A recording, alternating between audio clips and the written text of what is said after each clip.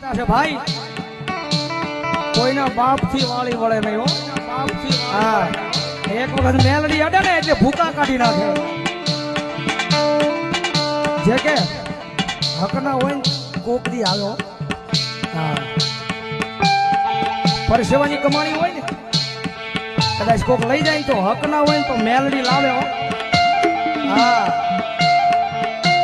110% નહીં 500% 1000% મેલડી લાવે ગુરુ કે ને મજા કરાવે છે પણ થોડીક વાર લાગશે એ કદાચ 5 લાખ નું કર્યું હોય ને તો 2 પેઢી હાલે ત્રીજી પેઢી પાછી મેલડી બોલે હોય ગઈ જાગી જા આ 3 પેઢી તે બહુ આરામ કર્યો અને આ ઈ માતા છે ભાઈ કોઈના બાપ થી વાળી વળે નહીં મેલડી નું લેણું કોઈના બાપ થી રખાય નહીં